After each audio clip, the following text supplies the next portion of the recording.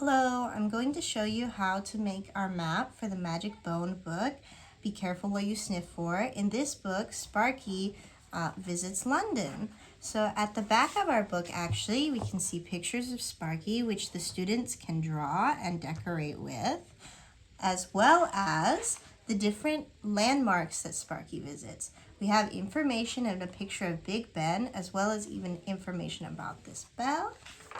We have Buckingham Palace, Covent Garden, and the Queen's Guard. So the students can decide what they like and decorate across our map. And they find the United Kingdom here and London.